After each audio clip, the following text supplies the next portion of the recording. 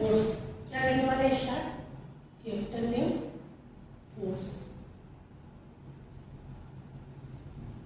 याद रखना हम लोग का बोर्ड एग्जाम में फिजिक्स में कौन कौन सा चैप्टर है पहले वो देखो। पहला चैप्टर हम लोग का है फोर्स, दूसरा है work power energy, work power and energy. Third chapter हम लोग को पढ़ना है लाइट, फिर है साउंड, फिर electricity and magnetism, city and magnetism. और नेक्स्ट हम लोग का है चैप्टर हीट, और लास्ट चैप्टर है मॉडर्न फिजिक्स। मॉडर्न फिजिक्स में क्या क्या आता है, radio active and nuclear power, radio active के बारे में एंड न्यूक्लियर पावर। ये चैप्टर हम लोग को फिजिक्स में पढ़ना है, ठीक है। एक बात याद रखो, जब भी फिजिक्स हम लोग पढ़ेंगे, फिजिक्स केमिस्ट्री मैथ्स कोई भी सब्जेक्ट पढ़ रहे हैं हम लोग साइंस का, तो हम लोग को उसको रटना नहीं है कि जैसे फोर्स, फोर्स क्या होता है, डिफाइन फोर्स रटना नहीं है, हम लोग को समझना है।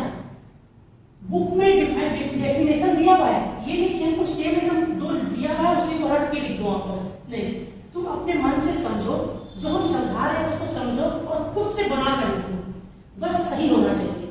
अपने पढ़ के लिखो और अच्छा लगेगा, टीचर और देखेंगे ना तो बोलेंगे हाँ ये अपने मन से बना के लिखा है, रट के नहीं लिखा है। तो इसलिए फिजिक्स को हम लोग को क्या करना है, समझना है, ठीक है। पूरे chapter force, work power energy, light, किसी भी चैप्टर का कोई भी पार्ट हो उसको समझना है पहले, ठीक है। तो आज हम लोग फिजिक्स का पहला चैप्टर करेंगे फोर्स। क्या करेंगे, फोर्स, ठीक है। ये नोट डाउन कर लो, इतना चैप्टर हम लोग को पढ़ाई करना है फिजिक्स का। आज हम लोग पहला क्लास से स्टार्ट करेंगे चैप्टर फोर्स।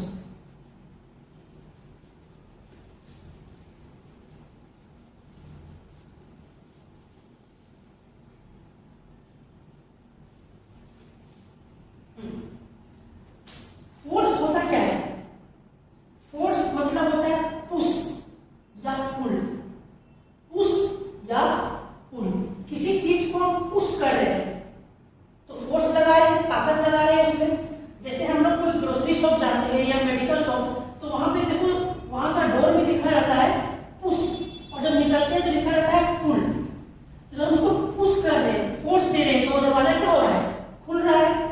पुल कर रहे हैं तो वो दरवाजा क्या हो रहा है, खुल रहा है। तो मतलब फोर्स का मतलब है वो या तो पुश या तो पुल। किसी चीज को पुश करना या किसी चीज को पुल करना, उसको हम लोग बोलते हैं फोर्स, ठीक है। Now force is a push और पुल।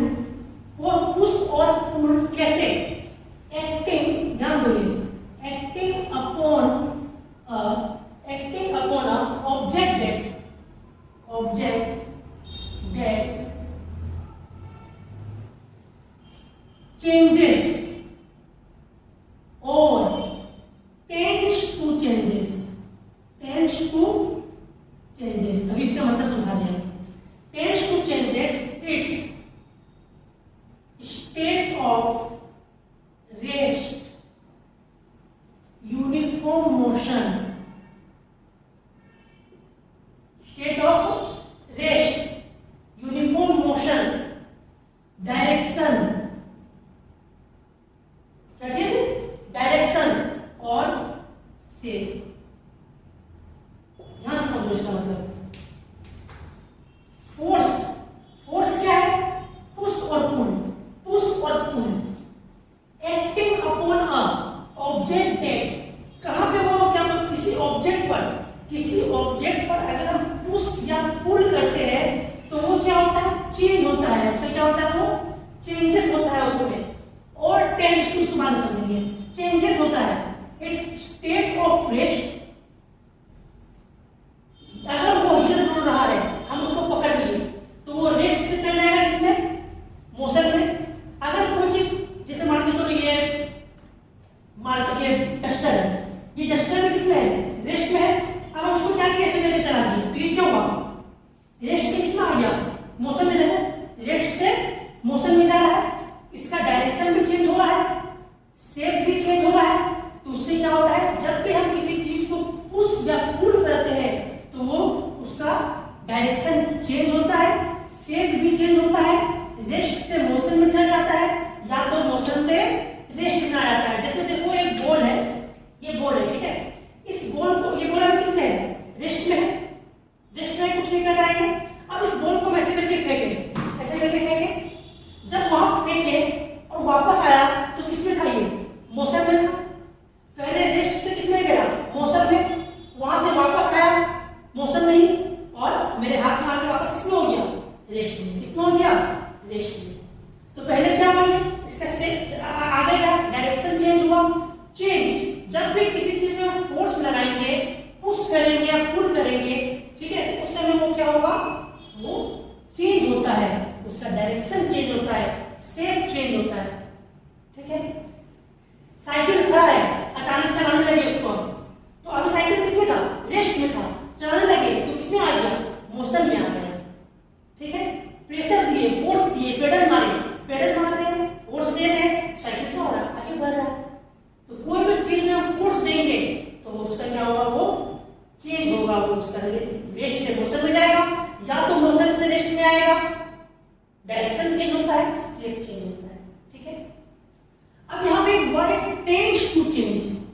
टेंड्स टू चेंज का मतलब क्या होता है, कोशिश कर रहे हैं हम, उस पर प्रेशर तो दे रहे हैं, फोर्स तो दे रहे हैं, लेकिन वो चेंज नहीं हो रहा है।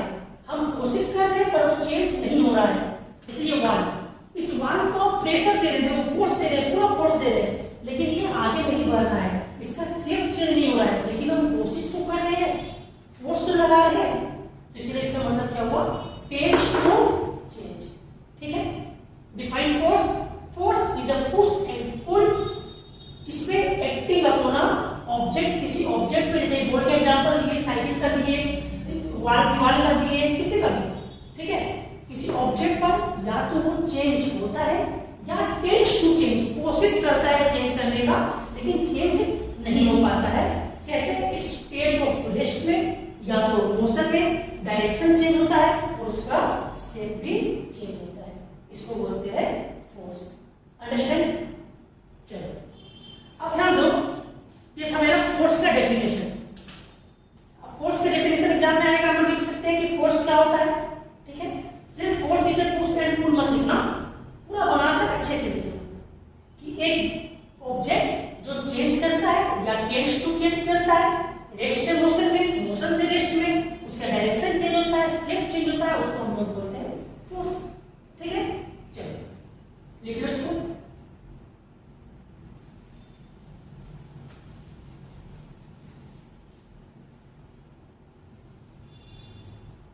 Force, force is equal to होता है एम इंटू ए, फॉर्मूला है इसका, F is equal to M into A, मतलब mass into acceleration.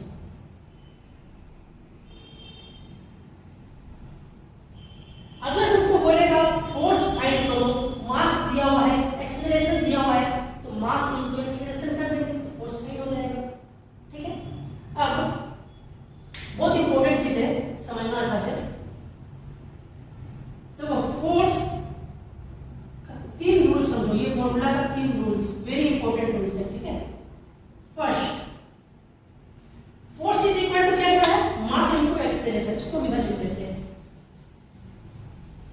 Force is equal to F is equal to M into A, mass and acceleration. इसका पहला तीन diagram जो exam में पूछ सकता है हम लोग से, वो देखो। पहला, when acceleration is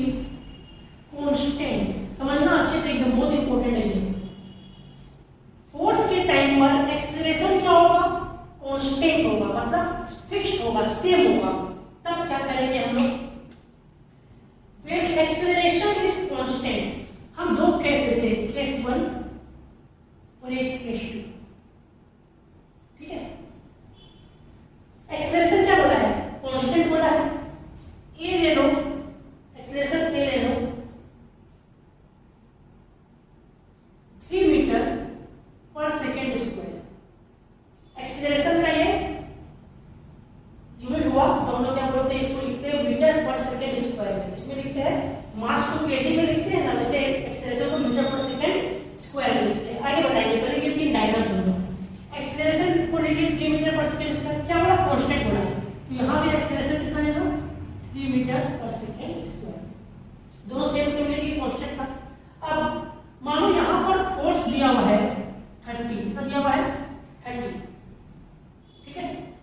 और तब इसका आंसर क्या लेना, force is equal to m into a, mass कितना है, फोर्स अगर 30 है और मास एक्सेलरेशन कितना है, 3 है, तो m कितना आया, 30/3, 10 आया, 10। अब यहाँ पर मानो यहाँ पर हम फोर्स ले लेते हैं 60, कितना ले लो, 60, यहाँ फोर्स 30 है, यहाँ f 60 ले लिए। अब f is equal to m करो, तो 60 is equal to m into 3, m कितना आ जाएगा, 60/3, मतलब 20 आ जाएगा, आया 20 बोलो। एक चीज ध्यान दो, when acceleration are constant, okay, and f क्या हो रहा है, f ज्यादा हो रहा है, फोर्स, अगर हम फोर्स ज्यादा लेते हैं तो मास ऑटोमेटिक क्या होता है, ज्यादा होता है, मास क्या होगा, ज्यादा होगा। अगर फोर्स कम, मास कम, फोर्स ज्यादा, मास ज्यादा। इसका मतलब ये हुआ कि फोर्स जो है वो डायरेक्टली प्रोपोर्शनल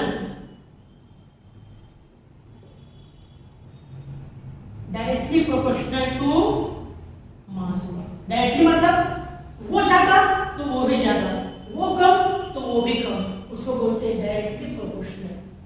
पहला, when acceleration is constant, acceleration is constant, force अगर हम बढ़ा रहे हैं तो मास भी क्या होगा, बढ़ेगा। Force is directly proportional to mass, पहला इंपॉर्टेंट बात, force is directly proportional to mass.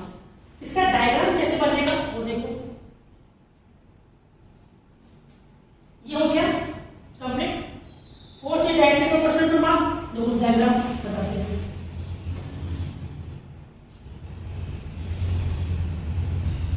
इसका ग्राफ है ये फोर्स और मास, ये हो गया फोर्स, ये हो गया मास, ठीक है।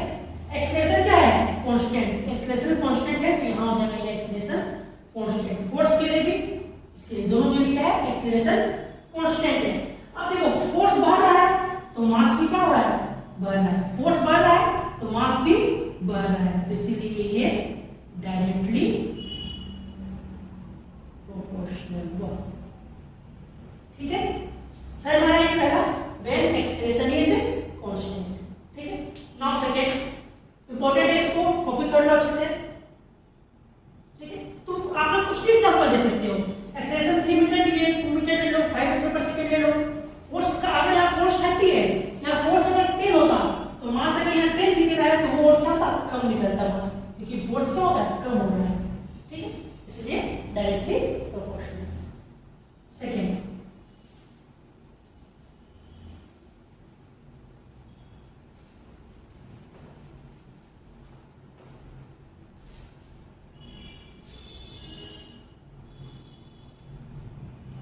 when यहां पे क्या लिखे, एक्सेलरेशन इज कांस्टेंट, अब यहां पे ले लो मास इज कांस्टेंट, क्या ले लो, when मास इज कांस्टेंट। अब वही सेम केस 1 केस 2 देखो, अगर यहां पे मास कांस्टेंट है तो मास कांस्टेंट में अगर हम मान के चलो इसका मास ले लेते हैं 5 केजी, कितना ले लेते हैं, 5 केजी, ठीक है। और इसका ही मास कांस्टेंट हो रहा है तो इसका मास ले लो 5 केजी, ठीक है। अब मान के चलो हम इसमें एक्सेलरेशन ले लेते हैं, acceleration 2 metre per second square, 2 metre per second square. इसका एक्सेलरेशन ले लेते हैं 4 metre per second square, 4 metre per second square. अब ध्यान दो, अब हमारा फोर्स निकालना है, तो force is equal to m into A. m कितना है 5 इंटू 2 मतलब 10। इसमें फोर्स कितना निकालेंगे m into A, 5 into 4 20। Mass is constant. अगर एक्सेलरेशन बढ़ रहा है, एक्सेलरेशन क्या है 2 से किसमें चली गया 4 में चली गया, तो फोर्स भी क्या होगा, फोर्स भी क्या होगा इंक्रीज होगा। एक्सेलरेशन इंक्रीज हो रहा है तो फोर्स भी क्या होगा इंक्रीज होगा। सही में आ रहा है ये चीज? इसका मतलब force is directly proportional to acceleration. Force is directly proportional to acceleration. पहला क्या था, फोर्स बढ़ रहा है मास भी बढ़ रहा है, एक्सेलरेशन बढ़ रहा है फोर्स भी बढ़ रहा है, मतलब फोर्स बढ़ेगा तो एक्सेलरेशन भी बढ़ेगा। तो इसका मतलब हुआ ये भी क्या है डायरेक्टली प्रोपोर्शनल है। तो इसका भी डायग्राम लगभग क्या बनेगा सेम ही बनेगा, सेम ही बनेगा। ये मानो फोर्स, ये एक्सेलरेशन हो जाएगा, मास के बदले क्या हो जाएगा एक्सेलरेशन। तो कांस्टेंट क्या है मास कांस्टेंट है, जब मास कांस्टेंट है फोर्स बढ़ेगा एक्सेलरेशन भी बढ़ेगा। इसका मतलब डायरेक्टली प्रोपोर्शनल। ठीक है, समझ में आया? पहला क्या था व्हेन एक्सेलरेशन कांस्टेंट, दूसरा मास कांस्टेंट। एक्सेलरेशन कांस्टेंट में डायरेक्टली प्रोपोर्शनल, मास कांस्टेंट में भी directly proportional, force of acceleration. ठीक है, नाउ मेन देखो थर्ड जो तीसरा सबसे इंपॉर्टेंट है, थर्ड वाला एग्जाम में भी आया था, बोर्ड एग्जाम में।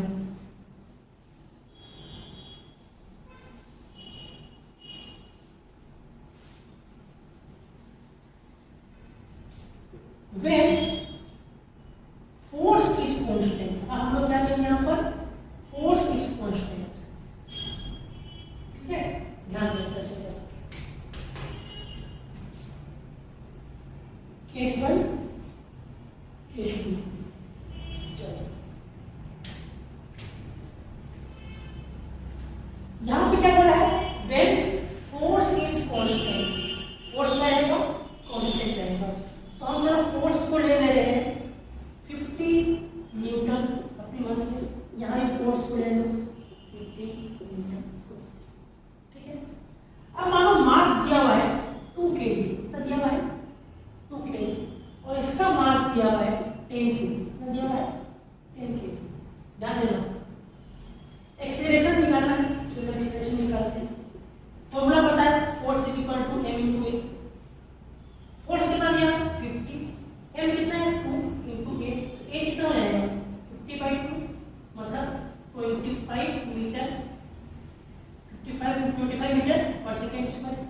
यहाँ पे देखो force equal to m into A, 50 is equal to 10 into A, a कितना हो जाएगा 50/10 मतलब 5 मीटर पर सेकेंड स्क्वायर। बोलो यहाँ पर फोर्स कांस्टेंट है, अगर हम मास 2 kg लिए, कितना लिए वेन मास कितना लिए 2 kg, और यहाँ मास लिए 10 kg, 2 kg से 10 kg ले लिए, तो एक्सेलरेशन क्या हो रहा है जब मास बढ़ाए तो एक्सेलरेशन क्या हो रहा है डिक्रीज हो रहा है, देखो डिक्रीज हो रहा है, कम हो रहा है। When mass increase acceleration will decrease. अभी तक क्या हो रहा था, अगर हम किसी चीज को बढ़ा रहे थे तो वो खुद क्या हो रहा था, उसका आंसर भी क्या रहा था बढ़ के आ रहा था, तो वो क्या होगा डायरेक्टली प्रोपोर्शनल। बट यहाँ पर अगर मास को हम बढ़ा रहे हैं तो एक्सेलरेशन क्या हो रहा है कम हो जा रहा है, तो इसका मतलब होता है it is inversely proportional, it is inversely proportional. मतलब mass is inversely proportional to acceleration.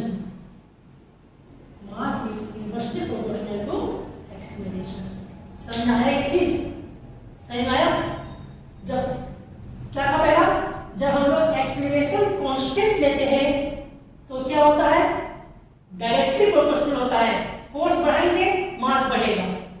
जब हम लोग मास कांस्टेंट लेते हैं तब भी फोर्स बढ़ाएंगे मास एक्सीलरेशन बढ़ेगा।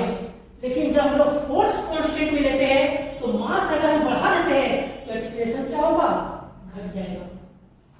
तो उसको हम लोग बोलते हैं इनवर्सली प्रोपोर्शनल। ठीक है, इसका डायग्राम देखो, ये कॉपी कर लो पहले।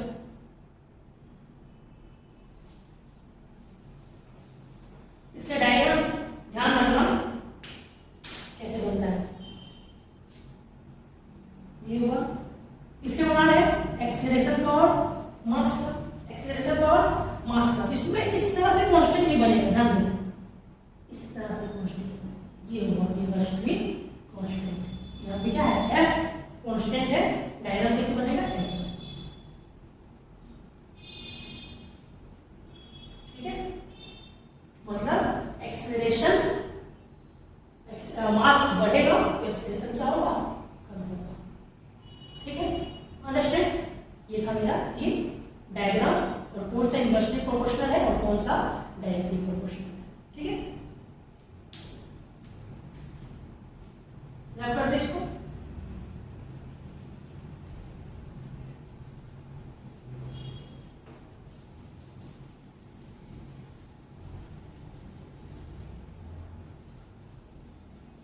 Now,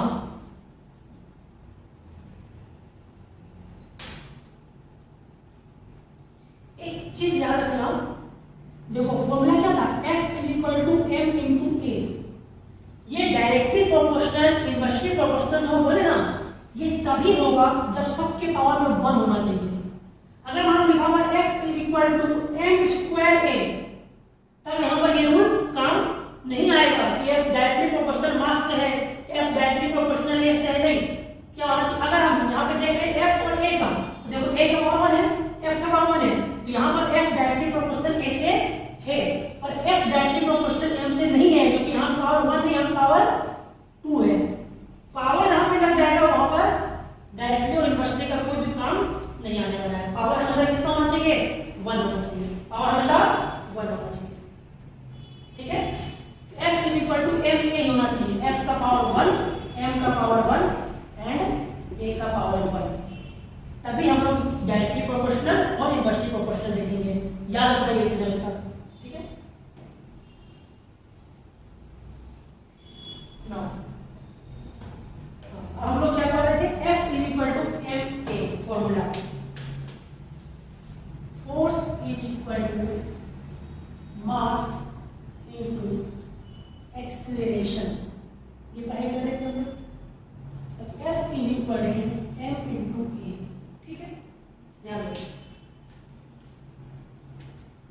सबसे पहले ये M मास का ऐसा यूनिट होता है क्या, F is equal to M है, M को डिनोट करते हैं हम लोग kg से, किससे करते हैं, kg से।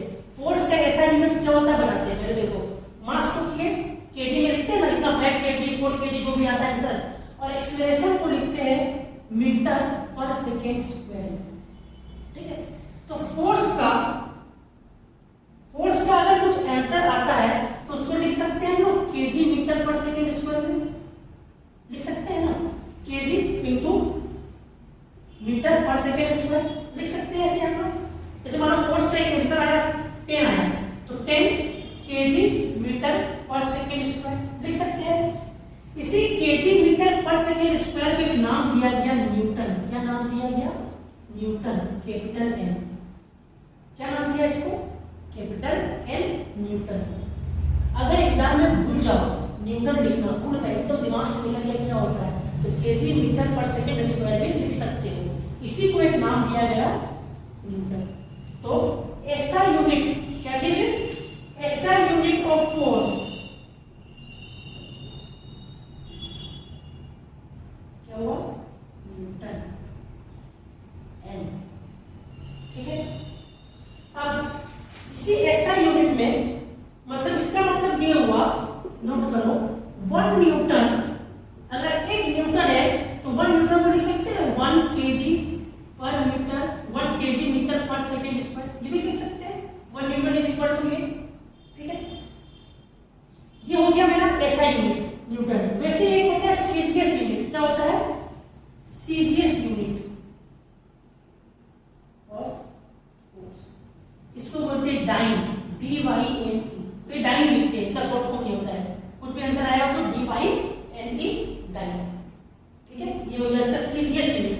कैसे लिखो, देखो वैसे 1 डाइन सीजीएस यूनिट बोल रहा है, मतलब किलोग्राम है, तो किलोग्राम को क्या बोलते हैं सीजीएस में, केजी का उल्टा सिस्टम, ग्राम, मीटर पर सेकंड को बोलेंगे सेंटीमीटर पर सेकंड, क्या बोलेंगे, सेंटीमीटर पर सेकंड स्क्वायर। तो 1 dyne is equal to 1 gram centimetre per second square. अगर क्वेश्चन में आंसर में मास केजी के जगह ग्राम में दिया हुआ है, acceleration centimetre per second square में दिया हुआ है, तो फोर्स का आंसर किसमें आएगा, डाइन में आएगा, किसमें आएगा, डाइन में आएगा। ठीक है, सही है। और हम लोग जब आगे न्यूमेरिकल्स पढ़ेंगे ना, तो याद रखना इस 1 न्यूटन को जैसे हम लोग 1 केजी मीटर पर सेकंड स्क्वायर बोले ना, वैसे उसको केजीएफ भी बोलते हैं, किलोग्राम फोर्स भी बोलते हैं। मतलब फोर्स का एक और हुआ क्या, केजीएफ, पिक्चर वाला केजीएफ नहीं, ये केजीएफ किलोग्राम फोर्स। ठीक है, और सीजीएस में बोलते हैं ग्राम फोर्स, जीएफ। ठीक है, केजीएफ और जीएफ बोलते हैं इसमें, ऐसा यूनिट में ये और सीजीएस यूनिट में ये। आगे हम लोग न्यूमेरिकल्स पढ़ेंगे ना, तो वहां कुछ कुछ केजीएफ में दिया रहता है, तो समझ जाना वो क्या है, फोर्स दिया हुआ है। क्या दिया हुआ है, फोर्स दिया हुआ है। ठीक है, समझ में आया एक चीज, ऐसा यूनिट क्या होता है, सीजीएस यूनिट क्या होता है, कॉपी कर लो इसको।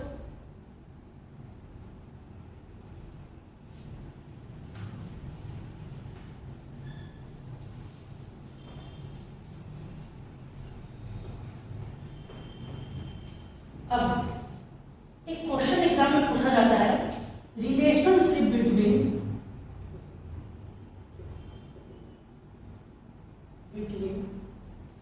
Newton and dyne. ये जो डाइन और न्यूटन पर है, इसका क्या रिलेशनशिप है। ठीक है, इसको निकालना है हमको, देखो कैसे निकालेंगे वो दीजिए। अभी हम तुमको पता है किसका, न्यूटन से डाइन, तो 1 न्यूटन इक्वल टू क्या बोले थे अभी, 1 newton equal to 1 KG metre per second square, ये बोले थे 1 KG metre per second square. ठीक है, अब बताओ 1 केजी इक्वल टू कितना, न्यूटन को किसमें कर रहे हैं, डाइन में कर रहे हैं कन्वर्ट, रिलेशन बता रहे हैं दोनों को। तो 1 केजी को किसमें चेंज करेंगे, ग्राम में, तो कितना हो जाएगा 1000 ग्राम होगा। Metre per second square, 1 KG भी है, 1 मीटर पर सेकेंड, तो 1 मीटर पर सेकेंड स्क्वायर को करेंगे तो क्या होगा, सेंटीमीटर में करेंगे 100 सेंटीमीटर पर सेकेंड स्क्वायर होगा। बोलो, चलो यहाँ पे लिखो 1000 ग्राम into 100 centimetre per second square. ठीक है, अब 1 क्यूब 10 क्यूब पर कितना पावर, कितना जीरो है, 1 2 3 4 5, तो 10 क्यूब पर 5 पावर, मतलब 10 to the power 5 gram centimetre per second square. ठीक है, अब 1 gram per centimetre, 1 gram centimetre per second square को हम लोग क्या बोलते हैं, 1 डाइन बोलते हैं ना, ये बताए थे ऊपर में 1 डाइन। तो यहां हो जाएगा 10 to the power 5 gram centimetre per second square क्या बोलते हैं, डाइन, तो 10 टू द पावर 5 डाइन। तो 1 newton is equal to 10 to the power 5 dyne. कैसे निकाले वो भी रिलेशनशिप, ये एग्जाम में पूछता है कि relationship between newton and dyne, तो ये तुमको करना है, दिखा के करना वहां पर, डायरेक्ट मत लिखना। ठीक है, रफ करके दिखाए ना, ऐसे कर लो। ठीक है, समझ में आया ये चीज, ये था relationship between newton and dyne. चलिए, तो अभी हम लोग फोर्स का क्या क्या पढ़ाई की, फोर्स में हम लोग पढ़े सबसे पहला, चलो हम लोग लिख लेते हैं, मेंशन कर लेते हैं जो आज हम लोग पढ़ाई की। इंपॉर्टेंट पार्ट क्या क्या था आज का, फर्स्ट था फोर्स क्या होता है, फोर्स, डिफाइन फोर्स। ठीक है, पुश एंड पुल, उसका कैरेक्टरिस्टिक क्या है, कैरेक्टरिस्टिक ये है कि उसको हम चेंज करते हैं, चेंज ऑफ किसी ऑब्जेक्ट को चेंज करते हैं, किसमें, मोशन से रेस्ट में, रेस्ट से मोशन में, उसका स्पीड चेंज करते हैं, डायरेक्शन चेंज होता है, शेप चेंज होता है, उसको बोलते हैं डिफाइन फोर्स और उसका कैरेक्टरिस्टिक। ठीक है। दूसरा सेकेंड क्या पढ़े हम लोग आज? सेकेंड पढ़े कौन सा डायरेक्टली प्रोपोर्शनल है एंड कौन सा इनवर्सली प्रोपोर्शनल है। कैसे? when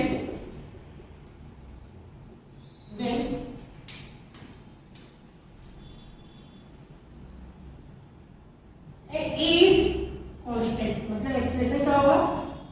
कांस्टेंट होगा, तब क्या होगा? फोर्स इंक्रीज करेगा और मास भी इंक्रीज करेगा। फोर्स डिक्रीज करेगा तो मास भी डिक्रीज करेगा। ठीक है। Second, when m mass is constant, the force increase करेगा तो एक्सेलरेशन भी इंक्रीज करेगा, फोर्स डिक्रीज करेगा तो एक्सेलरेशन भी डिक्रीज करेगा। ये हो गया डायरेक्टली, मतलब force is directly proportional to mass. ये भी हो गया डायरेक्टली, मतलब force is directly proportional to acceleration. और लास्ट क्या पढ़े हम लोग इसमें? when force is constant, force is constant, तब मास अगर इंक्रीज कर रहा है तो एक्सेलरेशन डिक्रीज करेगा, मास जब डिक्रीज करेगा तो एक्सेलरेशन इंक्रीज करेगा। तो ये हो गया मेरा इनवर्सली। क्या हो गया? मतलब mass is inversely proportional to acceleration. ठीक है, समझ में आया? ये तीन चीज पढ़े हम लोग आज।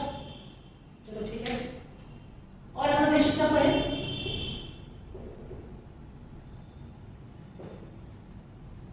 ऐसा यूनिट ऑफ फोर्स, फोर्स का ऐसा यूनिट सीजीएस यूनिट। ठीक है, ये पढ़ाई की हम लोग। उसके बाद रिलेशनशिप बिटवीन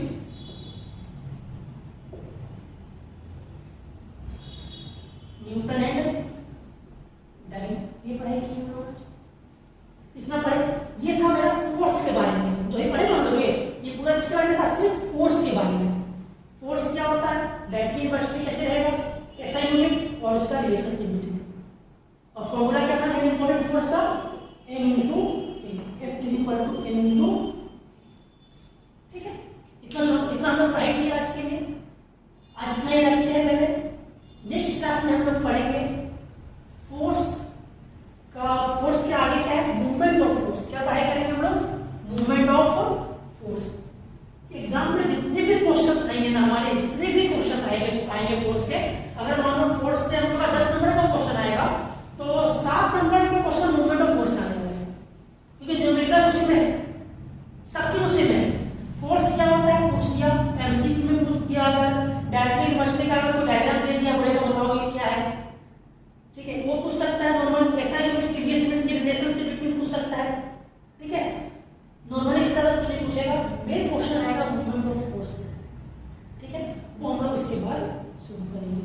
इसको अच्छे से देखो पहले, कोई भी डाउट हो कि सर हाँ ये डाउट है, फोर्स का डेफिनेशन खुद से बनाकर कमेंट में लिखो कि सर ये फोर्स का डेफिनेशन है, इसको हम कमेंट में लिखे हैं, क्या ये सही है? हम बताएंगे हाँ ये सही है, या अगर सही नहीं है इसको चेंज करना है तो वो बता देंगे तुम लोग को। ठीक है, तो वो चीज करो। उससे क्या होगा, कमेंट में बहुत सारे अगर फोर्स के डेफिनेशन आएंगे, सब कोई देखेंगे, उसको समझेंगे कि हाँ जो गलत हो रहा है हम नहीं बता रहे, आप लोग दूसरे को बताओ कि हाँ ये चीज इसमें सही करना है, ये इसमें सही करना है, या सही है तो लिखो हाँ ये सही है, परफेक्ट है। ठीक है, और कोई भी डाउट हो, इसका डायग्राम जो बताए थे वो तो डायग्राम याद रखना। ऐसा यूनिट कैसे लिखते हैं? न्यूटन को किलोग्राम मीटर पर सेकंड स्क्वायर बोलते हैं, डाइन में centimetre gram centimetre per second square बोलते हैं। ऐसा फोर्स का और अनदर नेम क्या होता है? न्यूटन किलोग्राम वाला बोले, और केजीएफ किलोग्राम फोर्स। जो हम लोग मूवमेंट ऑफ फोर्स पढ़ेंगे ना, देखो वहां पे ये केजीएफ वाला चीज रहेगा। ठीक है, relationship between newton and dyne, newton से डाइन में कैसे कन्वर्ट किए, किलोग्राम को पहले ग्राम में चेंज किए, मीटर को सेंटीमीटर में चेंज किए, दोनों को मल्टीप्लाई करके लिखे यहाँ पर, बताए बच्चे।